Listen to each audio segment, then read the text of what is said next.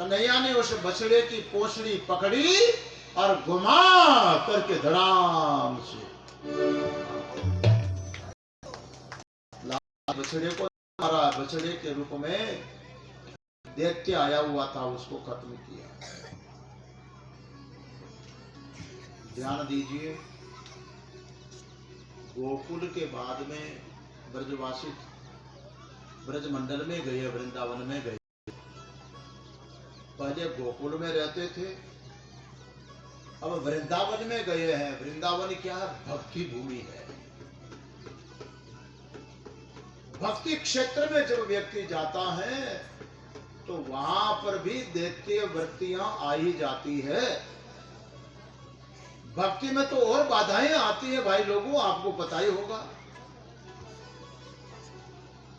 भक्ति में तो बड़ी झंझटें खड़ी होती है, पर भगवान की कृपा से ही भक्त उन सारी विघ्न बाधाओं को पार करता है। ये वत्सासुर का मतलब है जो भक्ति में जाने पर भी आसक्ति नहीं जा रही है संसार के प्राणी पदार्थों की।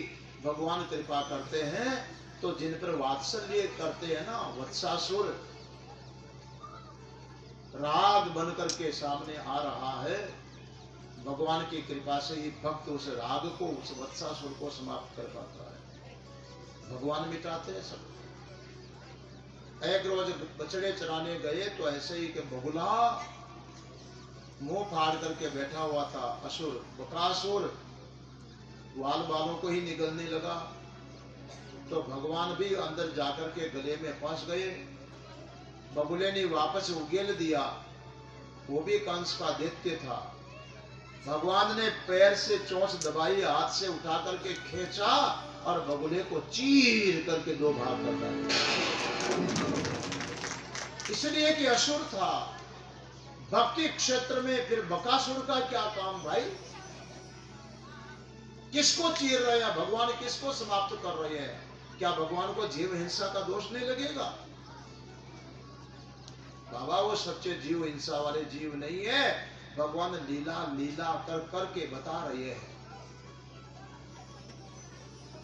आप भक्ति क्षेत्र में जो दंभ रखते हैं ना, भगवान उस दंभ को समाप्त करेगा। बगुला दंभी प्राणी होता है, बाहर से सफेद होता उतना ही अंदर से काला होता है बगुला। दिल साफ नहीं होता है। ऐसे ही किसी भक्त के जीवन में बाहर रूप तो हो लेकिन आचरण में शुद्धि नहीं होती तो लोग कहते हैं अरे बगुला भगत है, खाली बगुला भक्ति करता है, इसका दिल साफ नहीं है। भक्ति क्षेत्र में यदि कोई दंभ आ रहा हो तो भगवान की ओर चल करके देखो, वो नकली भी असली बन जाता है। दंभ को भगवान समाप्त कर डालेंगे। ऐसे ही एक दिन अघासुर अजगर सर्प का रूप लेकर के बैठा था, ग्वाल बालों को निगलने लगा। भगवान भीतर में जाकर के पेट को चीर करके अघासुर से बाहर निकल गए। जब भगवान पहुंच गए तो अघासुर जिंदा कैसे रहे? अघ का अर्थ होता है पाप। जिस भक्त के जीवन में भगवान स्मरण आ रहे हो, भगवान प्रवेश कर जाए, पदे पदे भगवान को जब आप याद करते हैं तो आपका जीवन पापी कैसे रह सकता है? कितने जन्मों के पाप होंगे, भगवान सारे पापों को वहीं नष्ट कर डालेंगे जिस समय हम भगवान की शरणागति लेते हैं। सन्मुख होई जीव मोई जब ही जन्म कोटि अघ नाश ही तभी। भगवान की शरण लेते ही करोड़ों जन्मों के अघ समाप्त हो जाते हैं। इसलिए भगवान ने अघासुर को वहां समाप्त किया। एक रोज बछड़े चराने के लिए गए और ग्वाल बाल सब साथ में गए। बछड़ों को तो छोड़ दिया, बाकी खेलने लगे। थोड़ी देर में भूख लगी तो सब अपना अपना कलेवा लेकर के जाते थे। सबने अपने अपने टिफिन खोले, बैठ गए। कन्हैया बीच में बैठ गए। इतने में खाने लगे तो चखा चखा करके खा रहे थे। देखो मेरी मैया ने कितना बढ़िया बनाया आज, लाला थोड़ा चख करके देख। लाला खाए, अरे तेरी मैया तो बहुत अच्छा गोरस बनाती है, बड़ा स्वादिष्ट है, दही कितना मीठा है, देख तो सही। एक ने कहा, लाला तेरी मैया ने कैसा बनाया वो भी तो बता। लाला ने कहा, तू पास में आ, तेरे मुंह में दूंगा। मुंह में देने के लिए पास में बुलाया, उस ग्वाल सखा ने अपना मुंह खोला, लाला ने लोंदा उठाया, मक्खन का मुंह में तो नहीं डाला, उसके खांदड़े में फेंक दिया, और ठहाका मार के सब हंसे। हंसे ठहाकों के साथ में कलेवा चल रहा। अचानक ध्यान गया, बछड़े किधर चले गए? दूर दूर बछड़े दिख नहीं रहे हैं। लाला ने कहा, मैं ढूंढ के लाता हूं, तुम कलेवा करो। ढूंढने निकले तो कहीं बछड़े मिले नहीं। लाला ने अपने परमात्मा भाव में, व्यापक भाव से देखा तो समझ में आई कि आज तो चोरी हो गई। बछड़ों को तो ब्रह्मा चुरा करके ब्रह्मलोक में ले गया। भगवान ने विचार किया कि इस ब्रह्मा को मैंने नाभि कमल में से पैदा किया है और बेटा यहीं मेरे यहीं पर चोरी कर गया। इस ब्रह्मा को मैंने पैदा किया है तो क्या मैं बछड़े नहीं पैदा कर सकता? भगवान ने एक ऐसा संकल्प किया, जितने बछड़े चुरा करके ले गया था हूबहू उतने वैसे के वैसे बछड़े भगवान ने अपने बना दिए। घेर करके वहां लेकर के आए जहां ग्वाल सखा कलेवा कर रहे थे।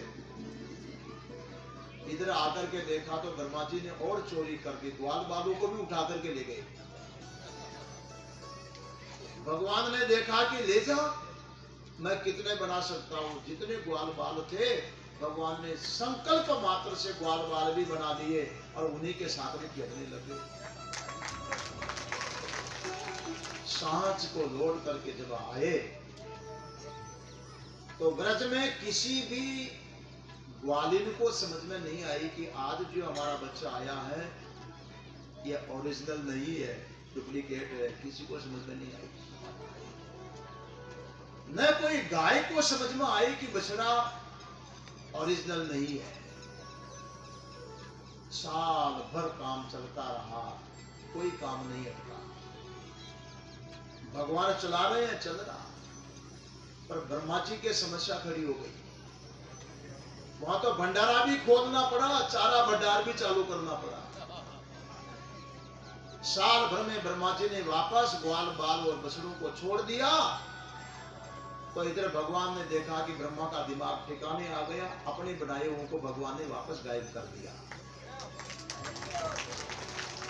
इस लीला के द्वारा भगवान ये समझाना चाहते हैं कि दुनिया को बनाता हूं तो मैं, चलाता हूं तो मैं, और जब समेटता हूं तो मैं। इसलिए मंगलाचरण में सबसे पहले कहते हैं, विश्वोत्पत्त्यादि हेतवे तापत्रय विनाशाय श्री कृष्णाय वयम नमः। सारे विश्व को भगवान कृष्ण पैदा करते हैं, चलाते हैं, और जब इच्छा होती है तो कोरोना आदि भेज भेजा करके उसको समेट भी लेते हैं। समझ में आ गई?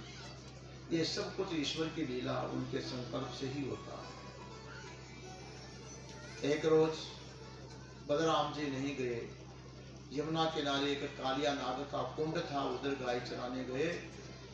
ग्वाल बालों ने बता दिया कि लाला यमुना कुंड की तरफ तुम भी मत जाना, बछड़ों को मत जाने देना, गायों को मत जाने देना। लेकिन जो लाला थे उन्होंने देखा कि उधर ही जाना है। एक गेंद फेंकी, पानी में गिरी। जो ही वहां गेंद गिरती है, ग्वाल बाल कहते जाने दो, गेंद गई तो उधर मत जाना, वो कालिया नाग रहता, फुफकार मारेगा ना, जहर की फुफकार। पक्षी भी उड़ते हुए नीचे गिर पड़ते, वो खा जाएगा, मार देगा। तो फिर लाला बोले खेलेंगे कैसे? बोले गेंद नहीं, लुका छुपी खेलो। आंख मिचो नहीं, तुम छुप जाओ तो मैं ढूंढूंगा, मैं छुपूंगा तो तुम ढूंढना। ग्वाल बाल छुपे तो कन्हैया ने एक एक को ढूंढ करके निकाल लिया अब लाला बोले मैं छुपता हूं, तुम मुझे ढूंढो। ऐसे छुपे कि किसी को मिले ही नहीं। सब ग्वाल बालों ने हार मान ली। लाला हम हार गए, तुम जीत गए, अपने आप प्रकट हो जाओ। कालिया कुंड के तट पर कदम्ब के पेड़ पर कन्हैया बैठे हैं, बांसुरी बजाई।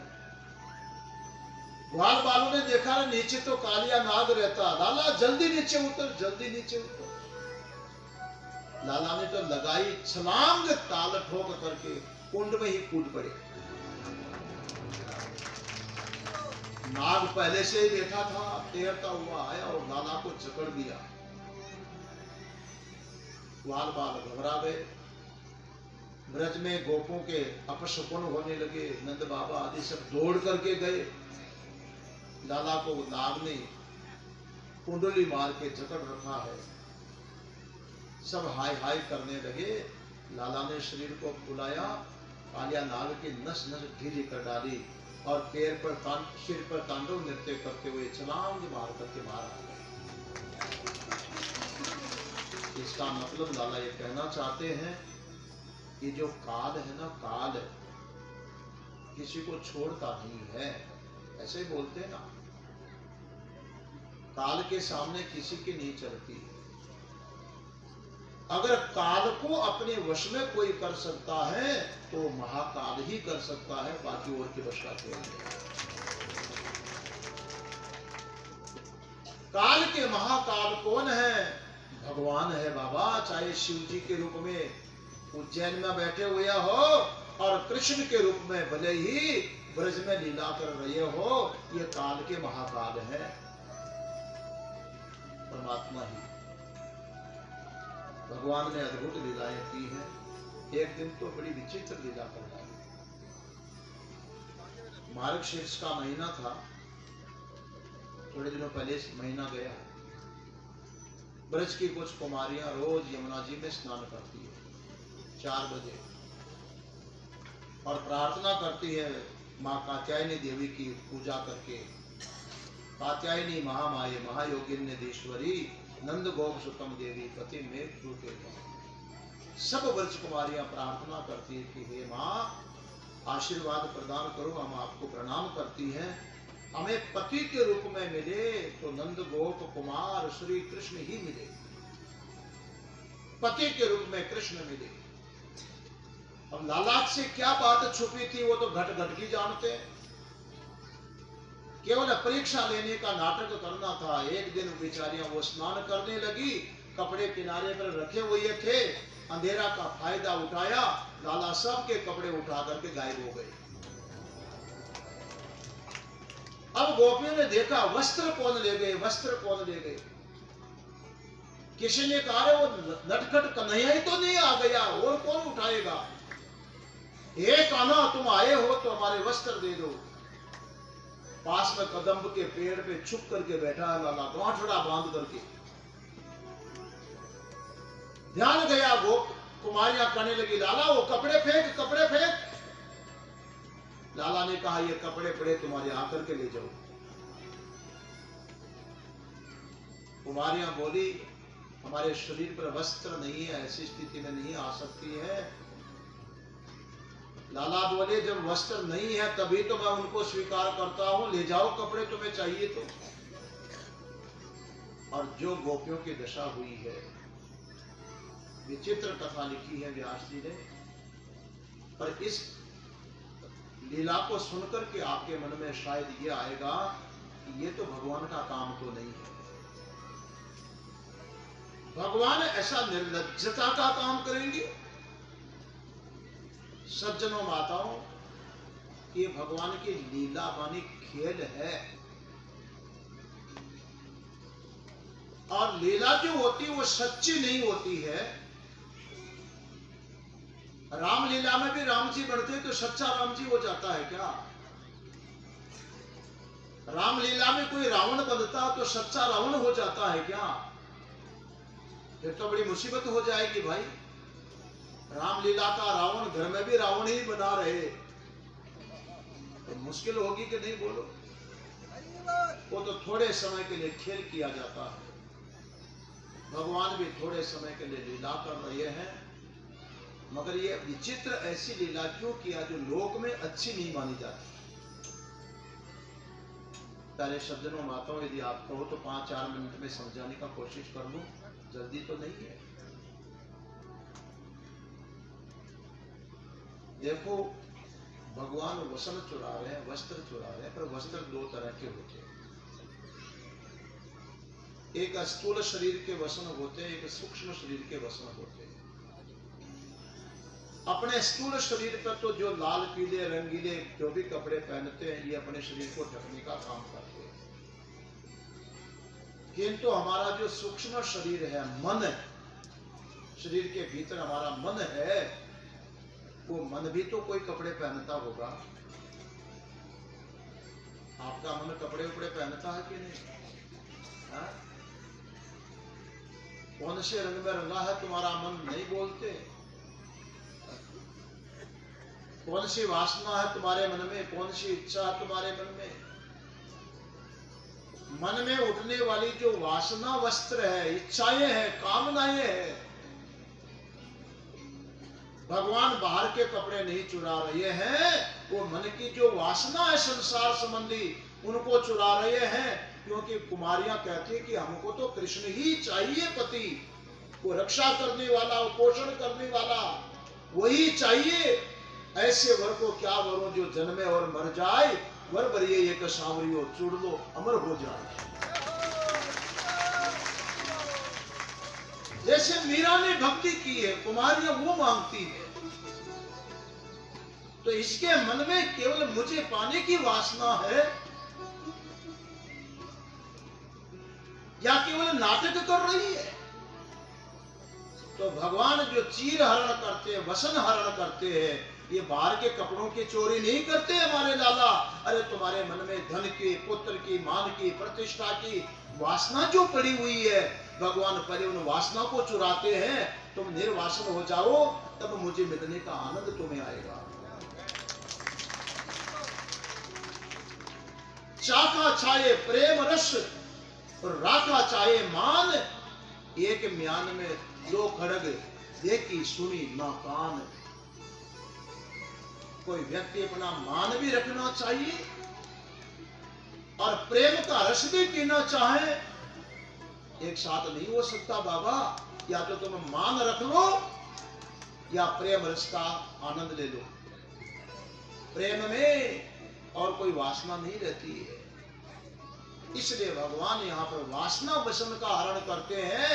ये बाहर के कपड़ों की चोरी नहीं करते, लाला को इनकी जरूरत नहीं थी। और जब देखा कि इन गोपियों के मन में मुझे पाने के सिवाय और कोई वासना नहीं है, एकमात्र मुझे चाहती है, तब भगवान वादा करते हैं, शरद ऋतु आने दो, तब मैं मिलूंगा तो उसके पूरी आनंद अनुभूति तुमको प्राप्त होगी। और वो शरद ऋतु आज की रात निकलते ही कल 12:15 बजे आने वाली है। समय पर आना, कन्हैया से मिलने का कैसा अद्भुत आनंद होता है। महाराष्ट्र में देखिएगा आप, जब और कोई वासना नहीं है, तब उन गोपियों को जो आनंद आता है। इसलिए चीर हरण की लीला की, हरि अनंत हरि कथा अनंत। एक दिन भगवान कृष्ण ने कहा कि आजकल ये वासी बड़े हो गए हैं। पहले तो इकट्ठे होते थे, कहीं हंसी ठहाका चलता था, हटाई होती थी, गपशप चलती थी और कुश्तियां चलती थी, दंगल होते थे। पर आजकल सब बिजी हो गए हैं। नंद बाबा को पूछा, बाबा कौन सा बड़ा आयोजन होने जा रहा है, आजकल बड़े व्यस्त हो आप लोग। बाबा ने कहा, हम इंद्र के लिए यज्ञ की तैयारी कर रहे हैं। क्यों बेटा? इंद्र के लिए यज्ञ करने से इंद्र देवता खुश हो जाएंगे, बरसात करेंगे, फिर खूब पानी आएगा और खूब अनाज पैदा होगा, फल फूल पैदा होंगे, हमारा जीवन चलेगा। इंद्र को खुश करने के लिए भगवान ने कहा, ये सब मैं नहीं मानता। इंद्र को खुश करने के हमें कहां जरूरत है? हमें तो यज्ञ के लिए कोई लिखा ही नहीं है, हमें तो अपना कर्म करना चाहिए। भगवान कहने लगे कि बाबा, ब्राह्मण के लिए लिखा है कि वो वेद का अध्ययन अध्यापन करे,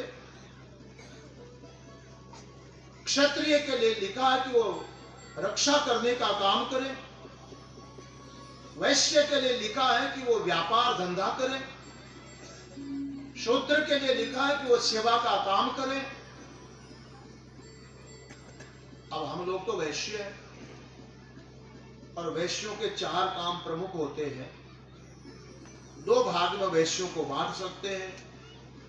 कृषि वाणिज्य गोरक्षा कोशिदम तुर्यमुच्यते। एक वो वैश्य कहलाते हैं जो खेती करने का काम करे, एक वो वैश्य कहलाते हैं जो लेन देन व्यापार का काम करे, एक वो वैश्य कहलाते हैं जो गाय भैंस भेड़ बकरी का लालन पालन करे, और एक वो भी वैश्य कहलाते हैं जो पैसे ले दे करके ब्याज कमाने का काम करे। ये वैश्य के कारण है बाबा। हम लोग गाय चराने वाले वैश्य, तो हम तो अपनी बात करें, हमारे लिए शास्त्रों में कहीं नहीं लिखा कि हम यज्ञ करें, तो आप यज्ञ क्यों कर रहे हो? नंद बाबा बोले बेटा आप तो तैयारी कर ली है, इसको तो हो जाने दो। भगवान बोले बाबा तैयारी कर ली तो मैं बताऊं, जो प्रत्यक्ष देने वाला इंद्र देवता है, जहां से फल भी मिलता है जल भी मिलता है,